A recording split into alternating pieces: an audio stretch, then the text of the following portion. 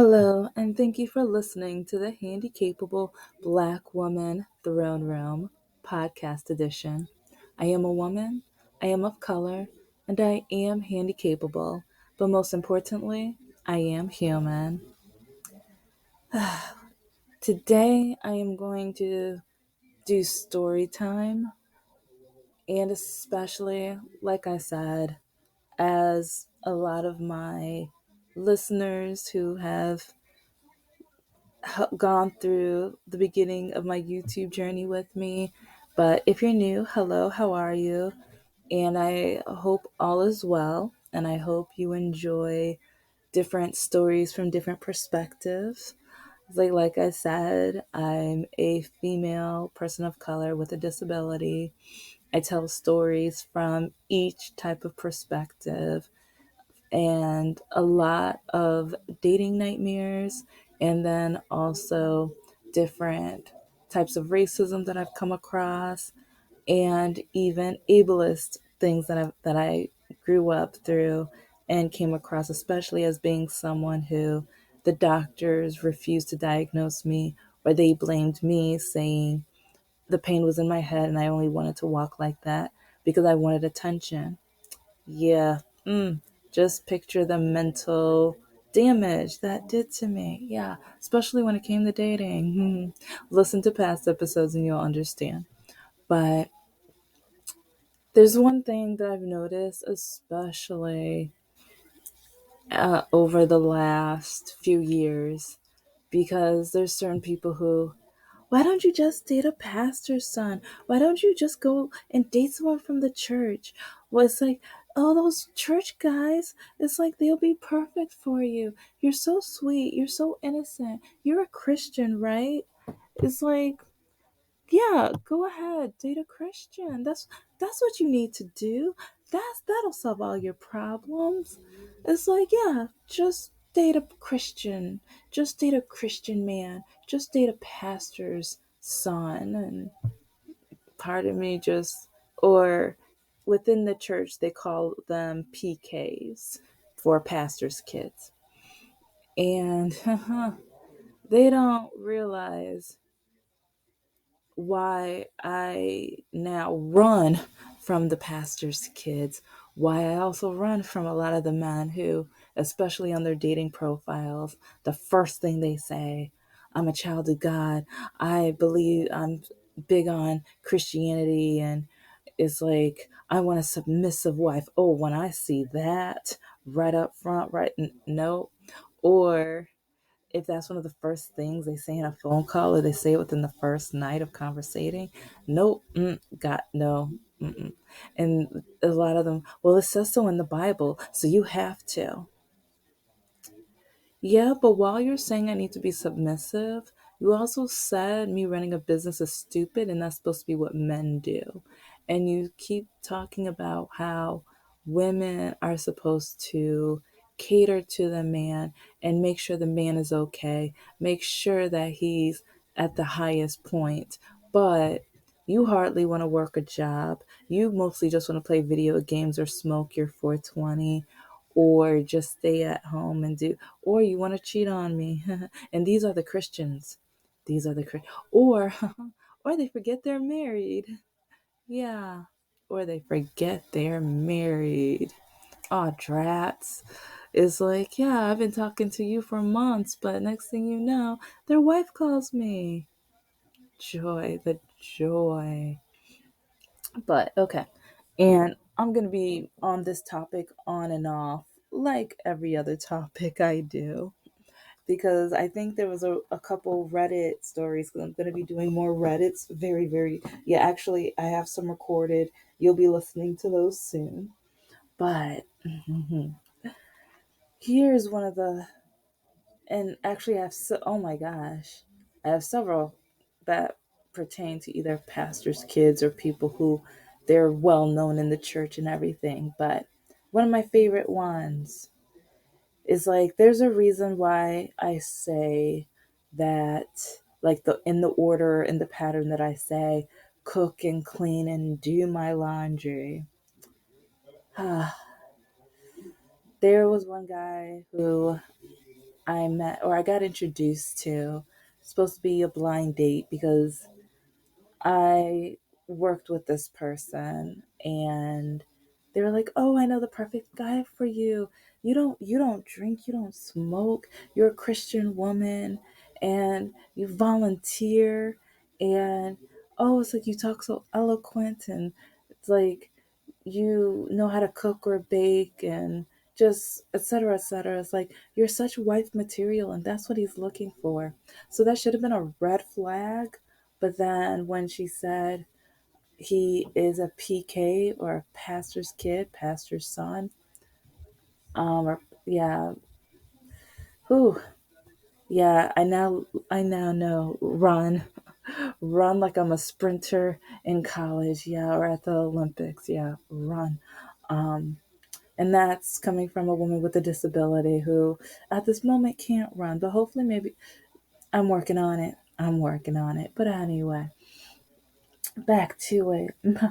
So she she's already told him about me even though I didn't say yes or whatever, and she shows me pictures and everything, and like back to when I was talking about the identity and everything, who like my parents have grown and expanded in points of view of compatibility and dating and everything, and I have to remember how like when they were growing up in history, and both my parents, or especially my mom, she grew up during right when desegregation was going on. She went through a lot of racism within the school and people who didn't want to sit with her, be around her. And it's like my father and my uncles, like having to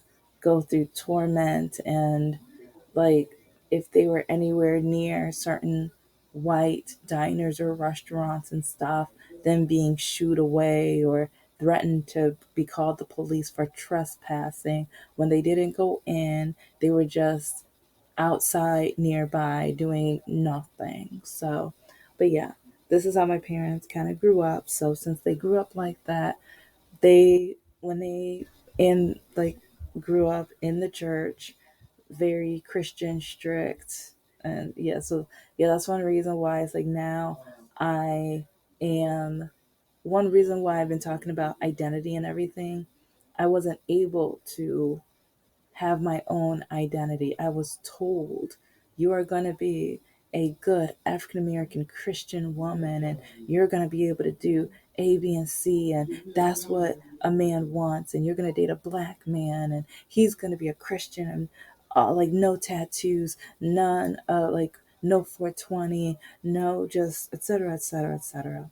But yeah, it's like if you saw my type, like especially after I broke up with my 7 year ex, it's like that's yeah, my type is almost like the polar opposite. Yeah, but anyway, um, so when it came to identity, the person that my friend introduced me to, he was kind of, or when you look at the paper version, kind of like the resume, when you look at the resume, it was like A plus to my like my parents would be like, oh my gosh, yes, marry him. It's like it's a miracle. Oh my gosh, he's perfect. And attractiveness, I mean, he wasn't Shrek or anything. He wasn't Denzel or anything either, or Ben Diesel or whatever. But yeah, he wasn't Shrek. So and part of me was just like, you know what? I'll give it a shot. Christian black man and no tattoos, no, not, you know what, whatever. So we end up going on a date and it was okay. It was fine, but nothing like there was no spark whatsoever on my end. But yeah, he was a jerk, but it's like, oh, he was just head over heels or acting like it, but I think he saw, since I knew how to cook and clean and I was a Christian woman, and that I would look the part that his Christian church would like look at as, oh wow, okay, good job.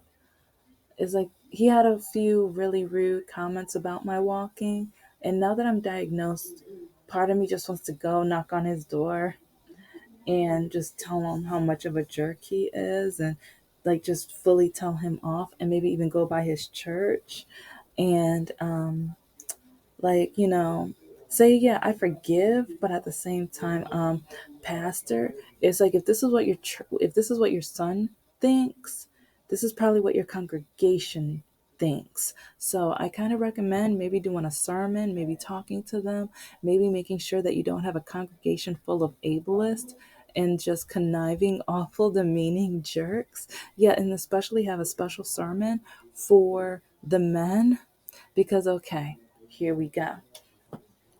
When it came to the dating and everything, it's like I would tell him how I love reading, I love writing, and I would tell him about some of my book ideas and how I wanted to be a published author. Oh, even pastors' kids or pastors' sons will try to tell a woman that you're just supposed to make sure that the pastor is happy. I'm going to be the future of the church. So you will just help me with the church. That is what your goal will be. That's what you need to strive for. And let's see, I was in the middle of my master's because this is right before, or almost right before I met Mr. Lakaki.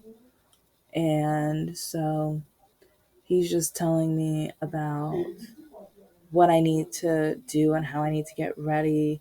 And because he's acting as though I am his and everything. And I'm just like, I'm still getting to know you, and still kind of want to see what your church is about too, because yeah, I know my pastor might teach differently than you, and I've been going there for okay, back then, well, over 10 to 12, maybe 15 years or whatever. So, but now, uh, okay. So I'm still at least talking to him while I'm in grad school, while I'm doing promotional modeling. And I saw red flags too, because after I was done with events, did you talk to any men?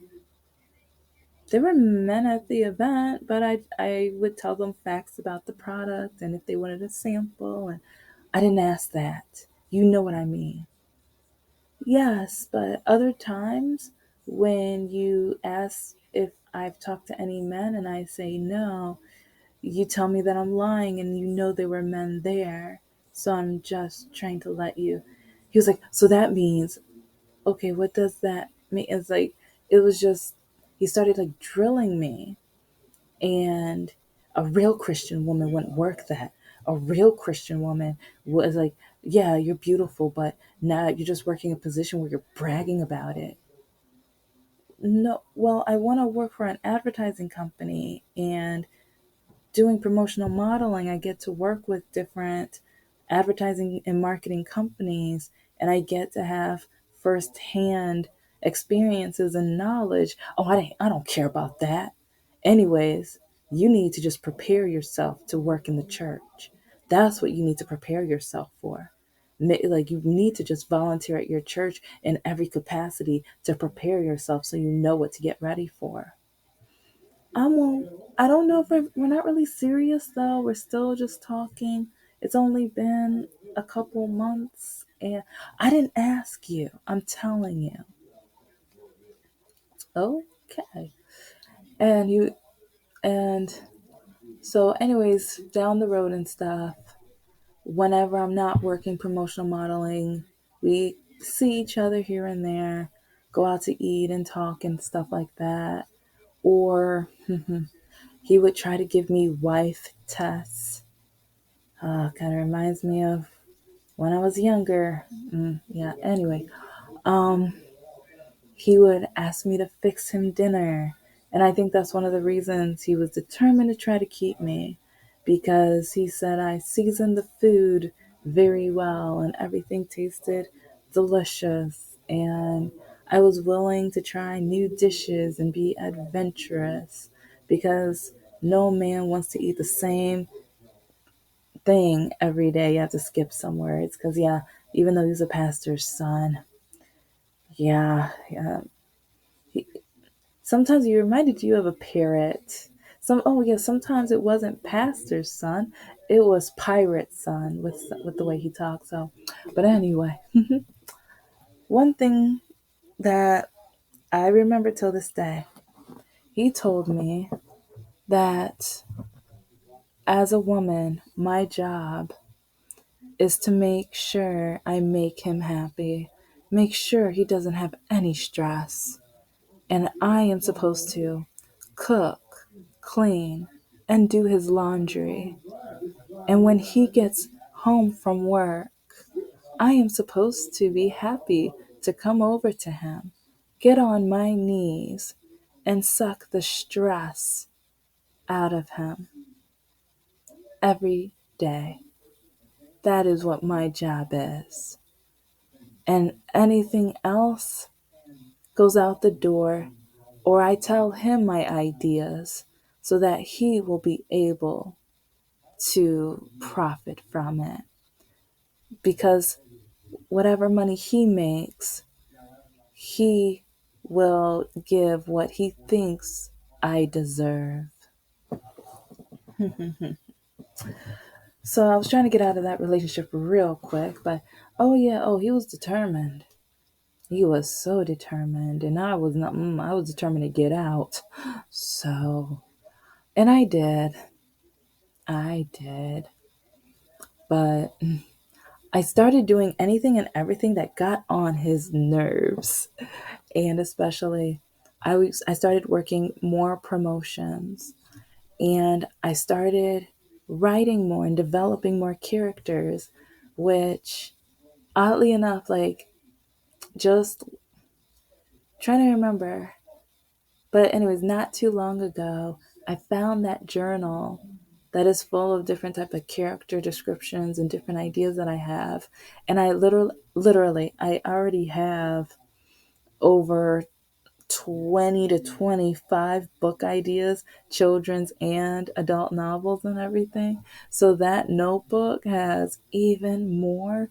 So I think I mentioned to you guys, but for 2024, one of my goals is to do the million word obstacle and everything. So, like, you guys are gonna keep me to it. So I'm gonna show you my progress throughout the year on it. So yeah, that's my goal. And if anybody wants to join me with either the $1 million word challenge, or if you know of another challenge, or if you're trying to lose weight, or like, that's one thing that I really want to help with. If you have an obstacle that you're trying to achieve, if you have a dream or something that you just want to achieve that, and everyone else is telling you you can't, let's work together.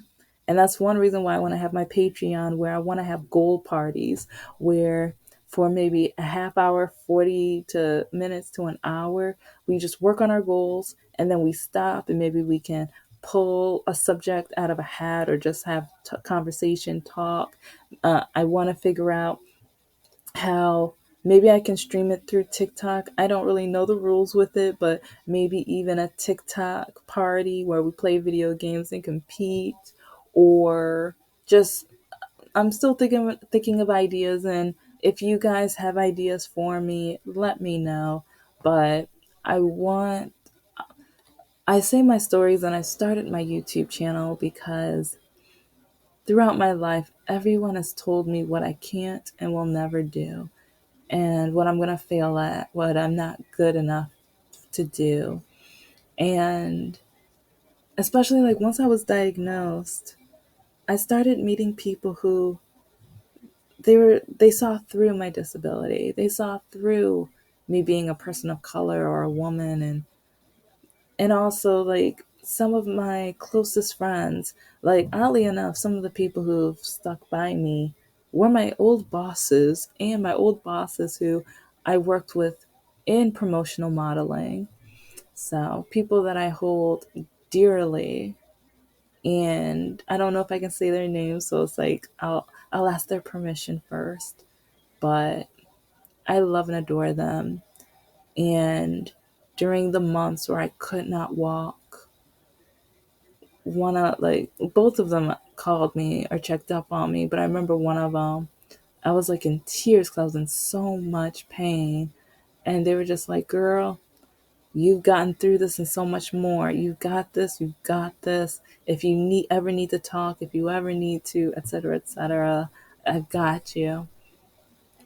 And my other friend who she's like a sister, an older sister and everything, and she has like the most amazing daughters, and it's like she's kind of my role model. It's like once I'm a mom, I want to be a lot like her. It's, and I love when she interviewed me, we found out, or I found another African American woman who has, I think we have about the same amount of like we have degrees in different areas and different levels and everything, but if you look at our degrees, it's like we're leveled out, where I'm just like, oh my gosh, yes, okay, here we go. So it's just amazing meeting and talking to her, and her understanding how a lot of people say, oh, you're acting white, you're trying to be white. And it's just like, no, I wanted an education, so I got it. And then I wanted more education, so I got more. And I was determined, so I finished. Even during the rough nights and everything like that, I kept going. And with my goal challenge, because there's other things I want to try to accomplish as well. But I think the 1 million word challenge is something at least where no matter what, I will have my technology to be able to type, even if it's my cell phone. I haven't touched my tablet, and so yeah. Okay, once I remember the password to the tablet, and then I have the laptop.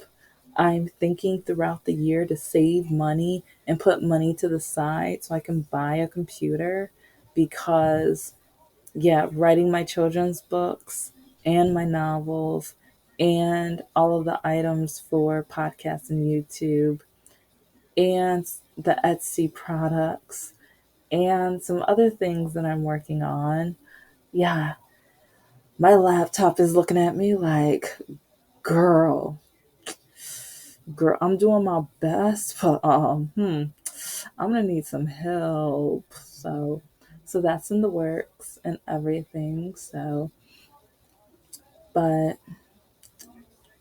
I am so glad that I was able to separate myself from the pastor's son, and I I am a Christian woman, and that will hold true. But I've tried dating men who say that they're in the church, and it's like the fear of God, and just like one day, oh, one of the IQ episodes, actually I can do an episode on like the top 10 things Christian men put on their dating profiles, because I can't think of them right off the bat right now, because it's like I had a few ideas for my ghost novel and everything, so I've got some research, so that's going in my mind.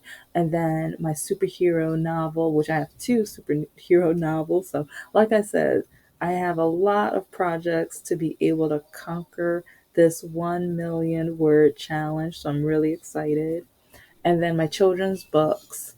Get ready this year, like, because last year I've had 3 or 4 books almost ready, literally almost ready to be published, but I'm trying to teach part time, trying to get with my physical therapy, my disability, like self together, like trying to, like, because now this is a new identity for me. This is a, like, even though I was born with my disability, I didn't know, I wasn't diagnosed, so I'm still learning and I'm still trying to find gadgets to help me, and I'm still trying to hug on and embrace because I take pride. I've been through a lot, and now that I know, there were times where I was in so much pain. I was just like, God, just please just get me to my car so I can get to work. Or even back in college, because I had this one English professor. It's like if you were late, she knocked off percentages, and part of me, like, I was in pain, but she didn't care, or she thought I was lying, but literally there would be days where I'm waking up and I'm like, and because sometimes the pain, I would have pain throughout the night, and it's like with my disability, Advil, and like it was gonna do nothing for the pain. But anyways, I was late to the class several days because there was some times where I was just like, God, just get me through, please. Just can you get me in the car? Once I'm in the car, once I'm at the school, I'll figure it out. But can you at least get me that far? And so, and so that's why, yeah, I am a Christian and I do believe, but whew, now I have to make sure people know that I'm not a Republican Christian. I have to make sure people know that, okay, that in my opinion, yeah, I have a heart as a Christian and stuff. And I have empathy, sympathy, compassion, and love for everyone. So, and I only take out my petty when petty is deserved. And I still need to work on forgiveness, but I am able to forgive. And I have to work on the forgiveness because I've been through so many years of hurt and pain and being told nothing's wrong with you. This is in your head. You're making it up. Yeah, that's a lot of mental hurt right there. And especially with pastor sons, because this is why I'm going to have a few episodes on this, at least a few, where some of the pastor's sons, or especially this one, he was like, just girl, just pray about it. Dang. He was like, you're still not walking right. And he was like, a pastor's wife should be walking into the church with heels on. And he was like, heels all day. So you need to start praying now so you can be able to walk right. Yeah, yeah, my life, my dating life. So now you see, like, I've had a lot of dating nightmares. And with my novels, with my stories, you're going to hear and read fragments of those stories because a lot of people don't understand how it is to be a person of color or to have a disability or to be a woman. But at the same time, I'm going to make you laugh. I'm going to throw out sadness, fear, frustration. I'm going to throw out the emotions for you. So, but at the end of the day, just please like, comment, and subscribe, and know that you guys are amazing and wonderful, and keep going and striving. If you have a question, please let me know. Please, in the messages below, please let me know. But have a wonderful day. And you guys know I will be back. So thank you for listening to the Handy Capable Black Woman Throne Room podcast edition. I am a woman, I am of color, and I am handy capable, but most importantly, I am human. Bye.